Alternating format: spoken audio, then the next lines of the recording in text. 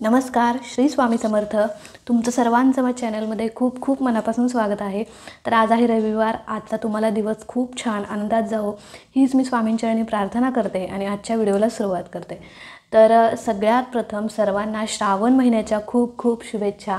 थोड्या लेट शुभेच्छा माझ्याकडून तुम्हाला मिळतात, कारण त्याचं कारण तुम्हाला पुढे कळेलच. सगळ्यात पहिल्यांदा मी सगळ्यांची माफी मागते की बरेच दिवस झालं आपल्या चॅनलवरती व्हिडिओज आले नव्हते. बऱ्याच ताईंच्या कमेंट्स आल्या की ताई व्हिडिओज का येत नाही आहेत, किंवा काही ताईंच्या अशा पण कमेंट्स आल्या की ताई आम्हाला श्रावण महिन्यामध्ये ही सेवा करायची आहे, तुम्ही या सेवेबद्दल व्हिडिओ शेअर करा किंवा ही सेवा आम्हाला सांगा. तर ज्या ताईंच्या अशा सेवेबद्दल कमेंट्स आल्या त्या ताईंना मी नक्कीच कमेंटद्वारे सेवा कशी करायची, सेवेबद्दल सगळी माहिती दिलेली आहे. पण व्हिडिओ शेअर करणं किंवा व्हिडिओ पोस्ट करणं मला खरंच शक्य नव्हतं. आता त्याचं कारण तुम्हाला पुढं कळेलच. कारण आणि व्हिडिओजच काय की स्वामींची पूजासुद्धा माझ्याकडून व्यवस्थित गेल्या आठवड्यामध्ये झाली नव्हती. पण म्हणतो ना की आपण जरी आपल्या आईकडे दुर्लक्ष केलं तरी आपली आई आपल्याकडे कधीच दुर्लक्ष करत नाही. ती कायम आपल्या पाठीशी उभी असते. तर तसंच झालं. स्वामींची पूजा माझ्याकडून गेल्या आठवड्यामध्ये व्यवस्थित होत नव्हती, काही गडबडीत होत होती. पण स्वामी माझ्या त्या कठीण काळामध्ये पण माझ्यासोबत होते, माझ्या पाठीशी होते. तर काय झालं होतं, तर बघा कधीकधी आपल्या आयुष्यामध्ये असे काही प्रसंग येतात की अनपेक्षितपणे काही अशा घटना घडतात की त्याची आपण कल्पना पण केलेली नसते. काही संकट येतात, आजारपण, अशा काही गोष्टी असतात. तर गेल्या आठवड्यापासून गेल्या शनिवारपासून प्रबलची तब्येत खूप जास्त बिघडली होती. त्याला ॲडमिट करावं लागलं होतं. पहिल्यांदा ज्यावेळी त्याची तब्येत त्याला त्रास व्हायला लागला उलटी जुलाबचा, त्यावेळी आम्ही त्याला दाखवून आणलं, पण त्याचं काही कमी आलं नाही. शेवटी रविवारीपर्यंत परत दाखवून आणलं, परत त्याचं काहीच कमी आलं नाही. शेवटी सोमवारी संध्याकाळी आम्ही परत त्याला डॉक्टरांच्याकडे नेलं. तर डॉक्टर बोलले की याला खूप विकनेस आलेला आहे आणि आपण याची ब्लड टेस्ट करूया. तर ब्लड टेस्ट खूप त्रास करून घेत होते. अक्षरशः ब्लड टेस्ट करायची त्याची ब्लड टेस्ट होती, पण माझ्या अंगावर काटा येत होता. खरं तर आपल्या सगळ्यांना वाटत असतं की मला काही पण होऊ दे, पण माझ्या बाळाला काहीही होतं कामा नये, असं प्रत्येक आईला वाटत असतं. तर तसंच झालं होतं माझं पण. खूप कारण गेल्या वेळी पण त्याला एकदा ॲडमिट केलं होतं आणि त्याला खूप त्रास झाला होता. त्यावेळी तो थोडा लहान होता. पण यावेळी स्वामींच्या कृपेने खरंच त्याला काही त्रास झाला नाही. ज्यावेळी ब्लड टेस्ट करायची असं डॉक्टरांनी सांगितले, त्यावेळीच मी महाराजांना प्रार्थना केली की महाराज काही होऊ दे, पण याला त्रास होता कामा नये. बघा आपण म्हणतो ना की आध्यात्मिक गोष्टी पण केल्या पाहिजेत, त्याचबरोबर अध्यात्मासोबत विज्ञानही बघितलं पाहिजे. आणि दोन्ही गोष्टी जर केल्या तर नक्कीच सगळ्या गोष्टी सहज शक्य होतात. तर माझी इकडे सेवा पण चालू होती, पण सेवा म्हणावी तशी माझ्या हातून खरंच घडत नव्हती. आणि कुठेतरी ती एक तळमळ होती की माझी आज सेवा चुकते किंवा माझ्याकडून आज स्वामींचा अभिषेक झाला नाही. तर खरं सांगू का, गेल्या आठवड्यापासून माझ्याकडून काहीच स्वामींची सेवा होत नव्हती. पण त्या पूर्ण आठवड्यामध्ये स्वामींनी माझ्याकडून सेवा करवून घेतली. अक्षरशः असं पूर्ण रुटीनच चेंज झालं होतं. त्याला ज्यावेळी त्याची ब्लड टेस्टचा रिपोर्ट आला त्यावेळी डॉक्टर बोलले की त्याच्या पोटामध्ये इन्फेक्शन झालेलं आहे, पेशी वाढलेल्या आहेत, असं बरंच काय सांगितलं आणि त्याला लगेच ॲडमिट करावं लागणार असं बोलले. तर आम्ही त्याला लगेच सोमवारी संध्याकाळीच ॲडमिट केलं. तिथून काल त्याला डिस्चार्ज मिळालेला आहे. पण 5-6 दिवस इतके बेकार गेले की त्याची तो क्षण पण आता नको वाटतोय. कारण त्याला त्रास होत होता, तो बघवत नव्हता. आणि ते सुई टोचणं, ते इंजेक्शन्स आपल्याला घेऊ वाटत नाही, त्याने लहान मुलांचं तर त्यांना किती त्रास होतो. तर महाराजांना एकच विनंती केली होती की त्याला काही त्रास होऊ नये, एवढीच मी तुमच्याकडे प्रार्थना करेल. त्याचा त्रास सगळा मला द्या, पण त्याला व्यवस्थित ठेवा. पण अगदी 2च दिवसामध्ये त्याचं सगळं पूर्ण कमी आलं. त्याचा जो काही उलटी जुलाब जो काही त्रास होता तो पूर्ण कमी आला. पण त्याला विकनेस होता, त्यामुळे सलाईन त्याला चालू होते, इंजेक्शन्स चालू होते. पण त्याचा जो त्रास होता सतत उलटी होणं, सतत जुलाब होणं, ह्या सगळ्या गोष्टी पूर्णपणे कमी झाल्या होत्या. किंवा डॉक्टरांनी सांगितलं होतं की याचं जर कमी नाही आलं तर परत ब्लड टेस्ट करावी लागणार, पण ती वेळ महाराजांनी खरंच येऊ दिली नाही. आणि या पूर्ण काळामध्ये असं रुटीन झालं होतं की सकाळी उठायचं, आवरायचं, घरातलं सगळं आवरायचं आणि 10 वाजता हॉस्पिटलमध्ये जायचं, संध्याकाळी 7 वाजता यायचं, घरातलं परत सगळं आवरायचं, स्वयंपाक पाणी, परत प्रवलकडे त्याला काहीतरी खाणं पिणं या गोष्टीमध्ये म्हणजे सगळा दिवस निघून जात होता. त्यामुळे आपलं काही बोलणं होत नव्हतं, कोणत्याच सेवा तुमच्यापर्यंत आल्या नाहीत, त्याबद्दल मला क्षमा करा. बऱ्याच ताईंच्या कमेंट्स आल्या, म्हणजे ताईंना मी नक्कीच त्या सेवेबद्दल रिप्लाय केलेला आहे. पण या काळामध्ये ना महाराज माझ्या खरंच पाठीशी होते. आणि आपण म्हणतो ना की असं म्हणजे हे संकट माझ्यावरच का आलं, किंवा मीच का, सतत मीच का, असं वाटतं ना की आपल्याला. पण खरं सांगू का, प्रत्येक वेळी सुख पण उपयोगाचं नसतं, कधीतरी दुःख पण आयुष्यात येणं खूप गरजेचं असतं, त्याशिवाय सुखाची किंमत कळत नाही. आणि ज्यावेळी आपल्या आयुष्यामध्ये असे कठीण प्रसंग येतात, कठीण संकट येतात, त्यावेळी महाराजांची सोबत असणं खूप गरजेचं आहे. आणि महाराजांची सोबत माझ्या पाठीशी कायम होती आणि ती महाराजांनी मला वेळोवेळी दाखवून दिली.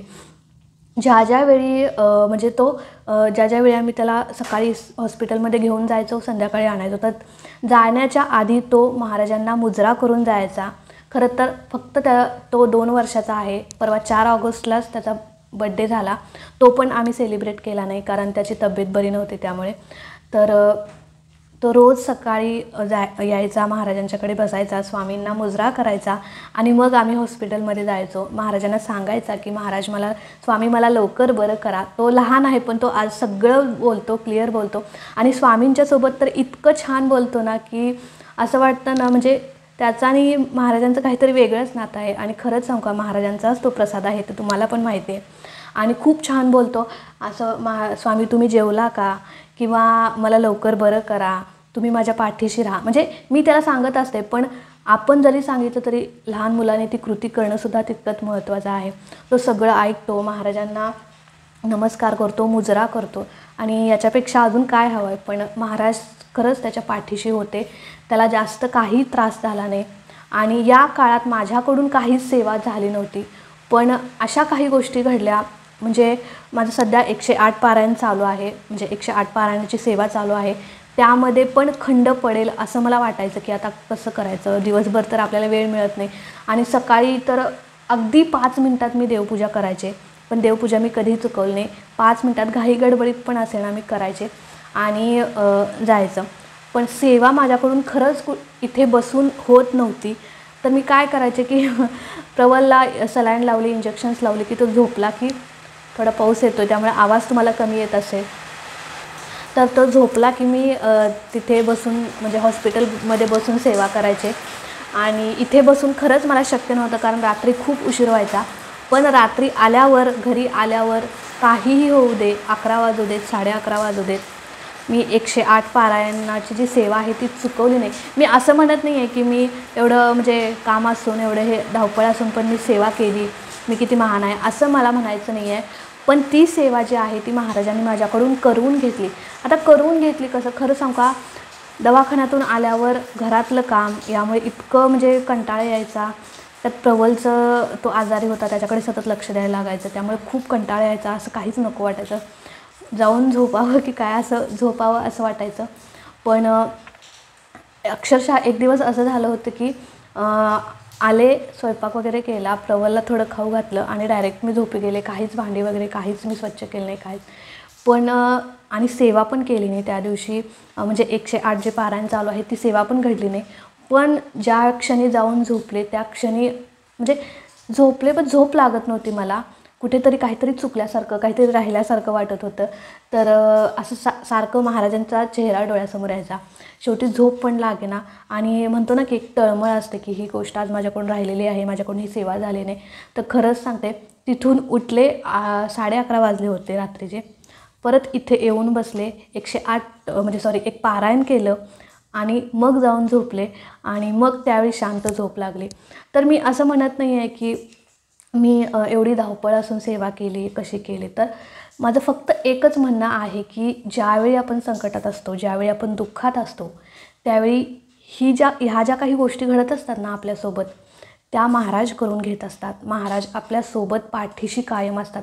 जे आपलं दुःख आहे, जे आपली भोगांची तीव्रता आहे, ती तीव्रता कमी होण्यासाठी महाराज आपल्याकडून या सगळ्या सेवा करून घेत असतात. आणि याचा खरंच मला या गेल्या आठवड्यामध्ये खूप सुंदर अनुभव आलेला आहे. आणि म्हणजे हॉस्पिटलमध्ये पण माझं अखंड नामस्मरण चालू असायचं. खूप स्ट्रेस होता, खूप टेन्शन होतं की याला कधी बरं वाटेल. पण त्या टेन्शनचा, त्या स्ट्रेसचा असं म्हणजे परिणाम जास्त असा जाणवला नाही, कारण महाराज सोबत होते. बघा, आपण म्हणतो ना की माझ्याच आयुष्यात दुःख आहे, माझ्याच आयुष्यात संकट आहे, पण असं नसतं. प्रत्येकाच्या आयुष्यात दुःख संकट आहे. ज्यावेळी आम्ही हॉस्पिटलमध्ये गेलो त्यावेळी म्हणजे तिथले सगळे छोटी छोटी बाळं बघून वाटलं की बाबा, त्यांच्यापेक्षा प्रवलला जास्त काहीच झालेलं नाही आहे. इतकं त्या लहान बाळांना त्रास होत होता, इतके ते रडत होते, पण त्याच्यापेक्षा याचा त्रास खूप कमी होता. आणि तो फक्त महाराजांच्या कृपेमुळे, आणि 2 दिवसातच त्याचा सगळा त्रास वगैरे सगळं कमी आलं. पण त्याला सलाईन वगैरे चालू होते, कारण तो जरा विकनेस, म्हणजे त्याला जुलाब उलटी करून विकनेस आला होता. पण जो काही मानसिक ताण होता तो अजिबात जाणवला नाही. म्हणजे कंटाळा यायचा, पण सेवा करून ना तो कंटाळा पूर्णपणे निघून जायचा. म्हणून महाराजांच्या सेवेमध्ये खूप ताकद आहे.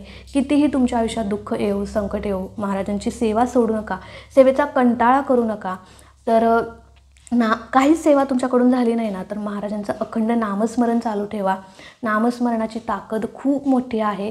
मी तिथे बसून नामस्मरण तर करायचेच, नित्यसेवा 3 अध्याय वाचायचे, आणि 108 पारायणाची जी सेवा आहे ती मी संध्याकाळी घरी येऊन करायचे. मग कितीही कंटाळा येऊ. एक दिवस काय झालं होतं ते पण मी तुम्हाला सांगितलं. अशी तळमळ आपल्याला लागली पाहिजे महाराजांच्या सेवेची. आणि ही तळमळ असते ना, ती महाराजांच्या जवळ आपल्याला नेत असते. महाराजांची खरा भक्त आपल्याला बनवत असते. म्हणून कितीही संकट आलं, कितीही दुःख आलं, तरी महाराजांची सेवा सोडू नका. तर एवढंच मला सांगायचं होतं, आणि हेच कारण होतं. आणि स्वामींच्या कृपेने आज बऱ्याच दिवसातून मी आज खूप अशी मनापासून सगळी ज्या काही आठवड्याभरापासून ज्या सेवा चुकलेल्या होत्या ना, त्या सगळ्या सेवा केल्या. महाराजांना अभिषेक असेल, नैवेद्य असेल, तर कुठेतरी वाटत होतं हे सगळं चुकलं आहे, माझं चुकलं आहे, राहून गेले. पण खरं सांगू का, आत्ता 1:45 वाजलेले आहेत, पण मी आत्ता माझी सगळी सेवा झालेली आहे. घर सगळं स्वच्छ केलं. घरात पण थोडी धूळ वगैरे होती, कारण घराकडे पण लक्ष द्यायला वेळ नव्हता.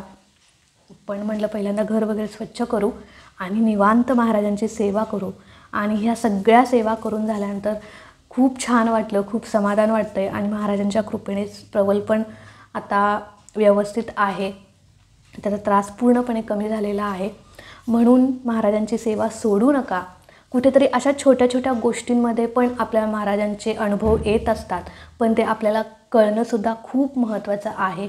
बघा, आपण इथे असतो, आपल्या शेजारी आपलं दुःख असतं, पण आपल्या पाठीशी आपले महाराज असतात. ज्यावेळी महाराज आपल्या पाठीशी असतात ना, ते आपलं दुःख आपल्यापासून कधी लांब गेलेलं आहे ते सुद्धा आपल्याला कळत नाही. म्हणून कितीही मोठं संकट असो, कितीही छोटं संकट असो, महाराजांची सेवा सोडायची नाही, सेवा करत राहायची. काहीच नाही जमलं तर अखंड नामस्मरण करत राहायचं. तर एवढंच मला सांगायचं होतं. आणि हेच कारण होतं की आपल्या चॅनलवरती व्हिडिओज आले नव्हते, पण इथून पुढे आपल्या चॅनलवरती नक्कीच व्हिडिओज येतील. व्हिडिओज शेअर करण्याचा मी नक्कीच प्रयत्न करेन. तर आजचा व्हिडिओ फक्त एवढाच होता, मला एवढंच सांगायचं होतं. तर आवडला असेल तर नक्कीच लाईक करा. चॅनलवरती नवीन असाल तर चॅनलला सबस्क्राईब नक्की करा. भेटूया अशाच एका नवीन व्हिडिओसोबत, छानशा अनुभवांसोबत. तोपर्यंत खुश राहा, आनंदी राहा, आणि सगळ्यात महत्त्वाचं स्वामींची सेवा करत राहा. श्री स्वामी समर्थ.